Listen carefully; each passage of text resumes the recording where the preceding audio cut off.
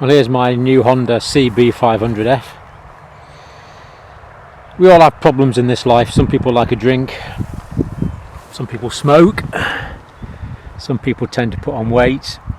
I love motorcycles. And this is a 500cc parallel twin. It's actually 471 cc's. Very small, relatively compact engine. Produces 47 brake horsepower. That's 37 kilowatts in new language. It's 31 foot-pounds of torque. But the good thing about the torque is it comes in at a very usable kind of range, in the mid-range power band. Very progressive power delivery. And of course I never go above the legal limits, but I've heard it'll do 112 miles an hour if you go a bit fast. The tank will hold 16.7 litres of fuel, and the seat height is 785 millimetres. So you can get both feet on the ground really quite easily. 160 millimetres ground clearance.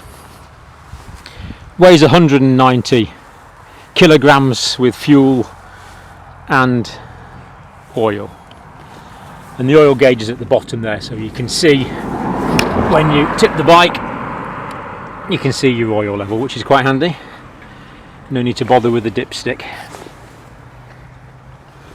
41mm conventional front forks.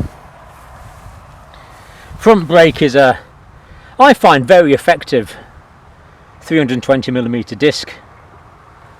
The front tyre is 120mm, and the back is a fairly substantial 240mm. But never mind all that rubbish. What does it sound like and what's it like to ride? I like it. It's a good bike to ride. Let's fire it up. There we go. Quite a large exhaust on it. You could always replace that with a Akrapovic or something if you were minded to do so. Only thing that's not so good about this bike is the rear pillion is not that comfortable, and the footrests are a bit high for the pillion. But that seems to be the same on all modern bikes, unfortunately. I don't know quite why we've gone for this trend, but it's kind of what we're stuck with at the moment. And just an extra nice feature I did get put on this bike, the heated grips.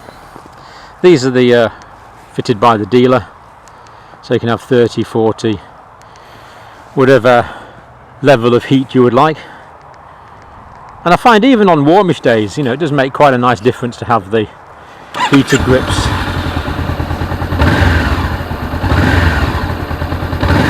Nice feel, nice smooth controls.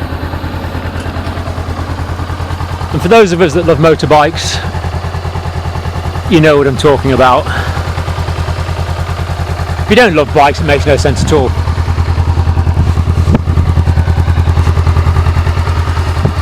You get these for the new ones, the 2016 ones are just over £5,000, £5,099 I believe. I got this for about £5,000 on a trade-in. The economy is very good. I think I'm on about 72 miles per gallon as an average. It gives you quite a lot of information here. Yeah, 73 is it, 0.2 so far. And it gives you various trip distances and total mileages. Things you can look at when you're going along and risk falling off if you'd like to do so. Best to ignore it all when you're riding. So there we go. Honda 500. 500 just such a classic size of bike. You know, there have been 500 motorcycles, especially 500 twins, going back to the Triumphs and way before that. It's good practical size. Economy, power, reasonably light, functional, pragmatic motorcycling. To me, motorcycling should be pragmatic. And so far this is delivering it, and I'm very pleased with it.